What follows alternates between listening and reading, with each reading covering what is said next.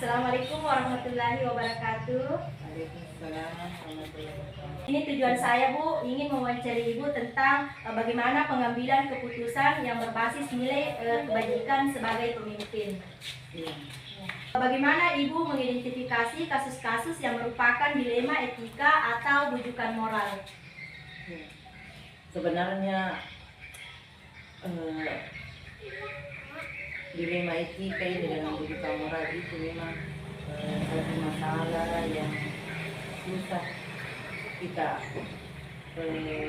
putuskan, tapi sesuatu masalah itu mau tak mau harus kita selesaikan. Jadi kalau terkait dengan dilema etika itu kan dengan apa tadi yang satu itu Bujukan ya, moral. rujukan moral itu kalau kita menghadapi masalah ini jelas kita identifikasi dulu latar belakang masalahnya, kita lihat akarnya masalah-masalah itu, terus setelah itu barulah kita kalau bisa kita putuskan. Mungkin kalau di sekolah kita mengadakan satu rapat untuk mengambil satu keputusan bersama. Ya, baik Bu. Dalam menjalankan pengambilan keputusan di sekolah ini, Bu, terutama untuk kasus-kasus di mana ada dua kepentingan yang sama-sama benar atau sama-sama mengandung nilai kebajikan. Jadi bagaimana Ibu menjalankan pengambilan keputusan ini, Bu? Ya, terkait penjelasan tadi, kalau dilema etika itu ini yang sangat sulit karena sama-sama benar. Jadi kita susah untuk memutuskan mana ya, karena sama-sama benar. Hanya barangkali tekniknya, misalnya kita di sekolah, kita lihat dulu faktanya ya, fakta. Walaupun masalah ini sama-sama, tapi kita lihat faktanya. Terus kondisi di lapangan, kemudian kita sama-sama selesaikan. Yang terkait tadi kita mungkin akan dapat susah memang karena masing-masing menganggap bahwa mereka ini benar. Tapi dari situ kita lihat dulu fakta ya, fakta di lapangan atau sesuai dengan fakta, berdasarkan fakta. Terus kalau yang apa tadi itu Kepentingan Bu ya sama-sama benar. ya, sama-sama benar. Yang satu itu ya jelas kita cari yang benar, karena satu yang benar satu salah ya. Yang satu itu tidak sulit memutuskan, tapi sama prosesnya kita melihat dulu, mengumpulkan fakta-fakta. Jadi intinya di sini Bu Ya, mengumpulkan fakta-fakta terlebih dahulu. terus kita selesaikan bersama. Kalau bisa kita bicarakan secara dalam rapat. Iya, baik Bu.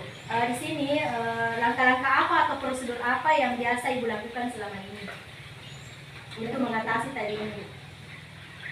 Jadi itu mungkin sama tadi itu prosesnya, langkah-langkahnya ya. Kita melihat dulu mengidentifikasi ya Oh iya. akar masalahnya, terus apa penyebabnya, Iya. apa yang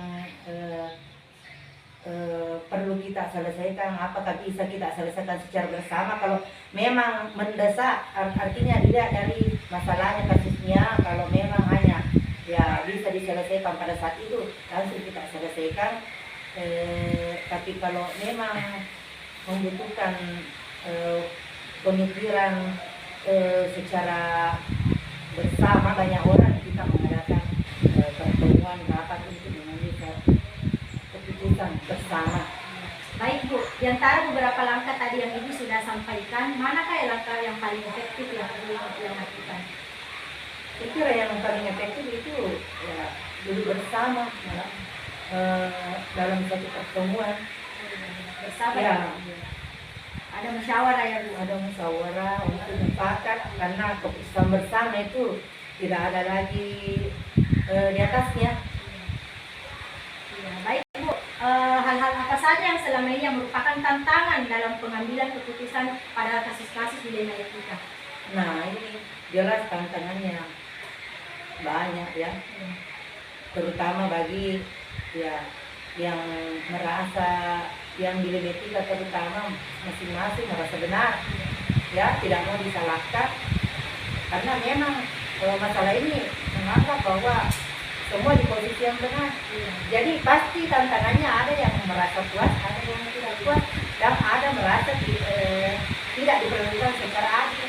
Itu Itu menjadi tantangan ya. Iya, baik Bu.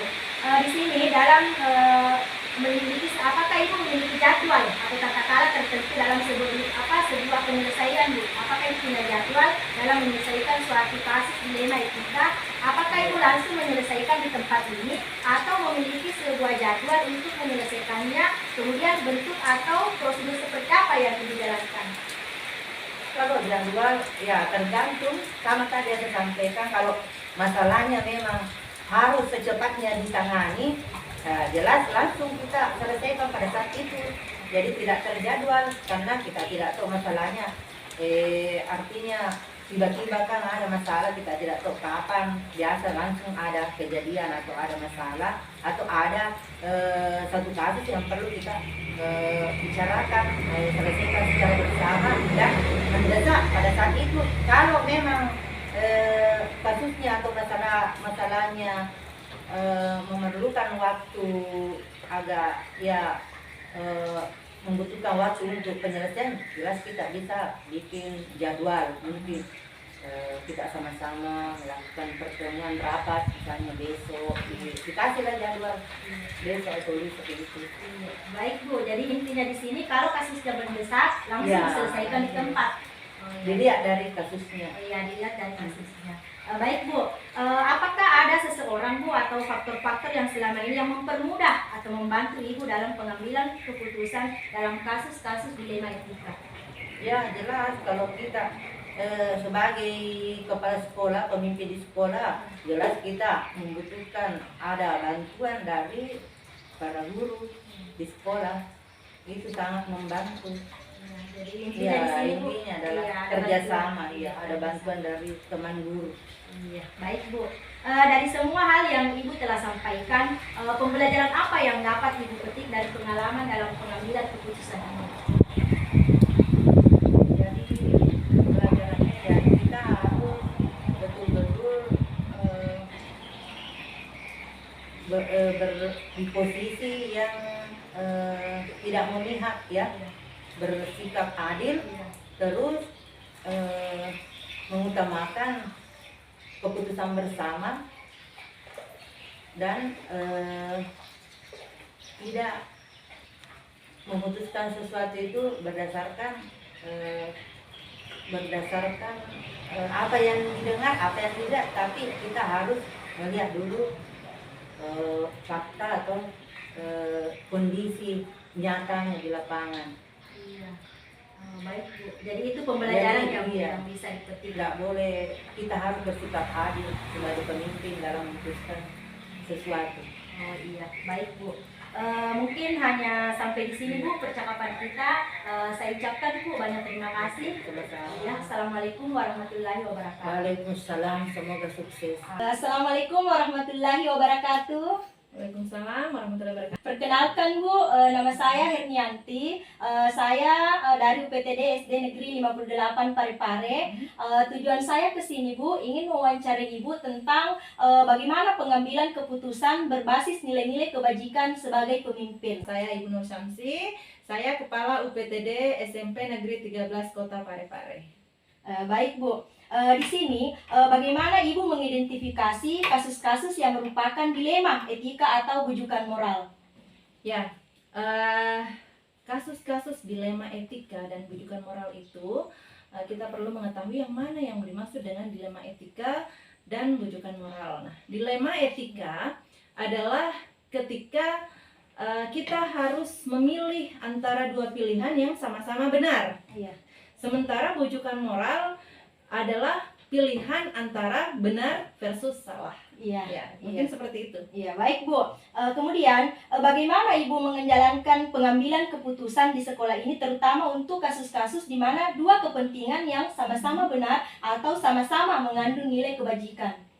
Ya, tentunya untuk mengambil keputusan itu kita tidak serta-merta langsung memberikan keputusan. Kita harus melakukan prosedur-prosedur, ada 9 langkah untuk mengambil sebuah keputusan, itu sebaiknya dilakukan. Iya. Tadi Ibu menyampaikan harus mengambil sebuah prosedur ya, melakukan suatu prosedur. Nah, di sini langkah-langkah atau prosedur seperti apa yang biasa Ibu lakukan di sekolah ini, Bu? Oh ya, tadi kita melakukan langkah-langkah, prosedurnya itu yang seperti apa ya?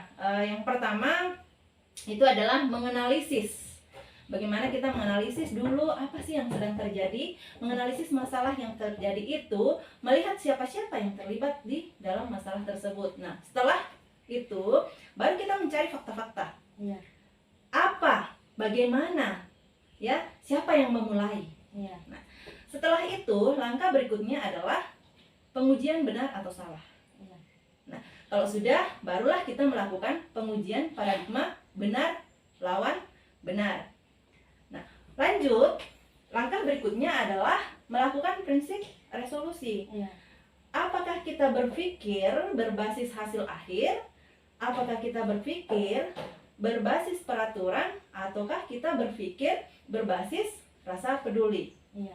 Nah, setelah itu, langkah selanjutnya adalah investigasi opsi trilema, di mana dalam kondisi ini terkadang muncul solusi di pikiran kita ketika tengah mempertimbangkan keputusan apa yang seharusnya kita ambil. Nah, setelah itu barulah kita mengambil keputusan.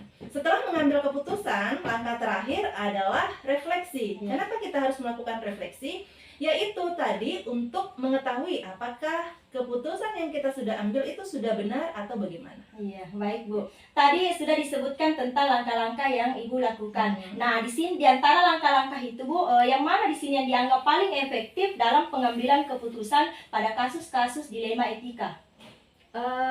Kalau menurut saya sih ya, yaitu tadi menggunakan paradigma antara kebenaran melawan kesetiaan.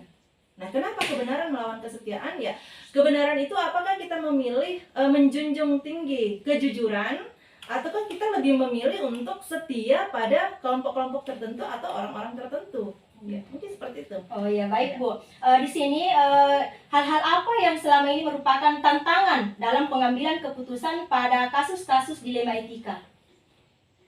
Ya, tantangannya kadang kita merasa iba atau perasaan kasihan yang bertentangan dengan aturan dan keadilan. Oh, seperti itu ya Bu. Iya, baik. Di sini apakah Ibu memiliki sebuah tata cara atau jadwal tertentu dalam sebuah penyelesaian kasus dilema etika? Apakah Ibu biasa menyelesaikan di tempat atau memiliki sebuah jadwal untuk menyelesaikannya? Bentuk atau prosedur seperti apa yang Ibu lakukan atau jalankan? Tidak terjadwal. Ketika terjadi sebuah masalah, ada kasus, maka kita segera menyelesaikannya. Namun, tetap mengambil kesempatan atau tetap ada waktu tertentu yang harus kita lakukan prosedur-prosedur yang tadi sudah dijelaskan ya, untuk mendapatkan keputusan apa, mengambil keputusan. Iya, jadi intinya di sini Bu tidak terjadwal. Iya, betul. Iya, baik Bu.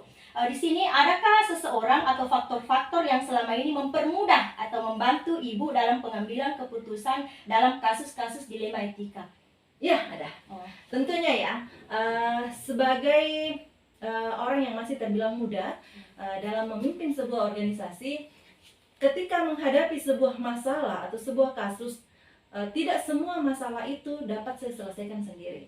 Ya, tentu dengan belajar kepada pengalaman-pengalaman orang yang lebih senior. Nah, mereka biasanya sudah menghadapi masalah yang sekarang saya hadapi. Tentunya saya bisa mengadaptasi solusi yang mereka lakukan. Apakah ini juga perlu saya analisis, apakah keputusan yang mereka ambil bisa juga saya ambil. Jadi tetap melakukan pertimbangan-pertimbangan, tidak serta-merta ya mengadopsi apa yang mereka lakukan saya lakukan, tidak. Tapi tetap menjadi sebuah pertimbangan untuk mengambil keputusan. Iya, baik Bu. Ya. Jadi intinya di sini Bu ada seseorang ya, ada faktor. Ada. Iya, ada faktor yang membantu Ibu. Baik Bu, dari semua yang Ibu telah sampaikan, pembelajaran apa yang Ibu dapat petik dari pengalaman Ibu mengambil keputusan dilema etika? Ya, tentunya sebagai seorang pemimpin sebuah organisasi dalam mengambil keputusan itu merupakan sesuatu yang tidak ringan, Iya. sehingga diperlukan beberapa pertimbangan-pertimbangan, diperlukan beberapa langkah, sehingga keputusan yang kita ambil itu lebih banyak kebermanfaatannya. Oh, itu pembelajarannya ya Bu? Iya. Iya. Baik Bu, mungkin cukup sampai di sini wawancara kita pada hari ini. Terima kasih banyak Bu. Ya. Iya. Assalamualaikum warahmatullahi wabarakatuh. Waalaikumsalam warahmatullahi wabarakatuh.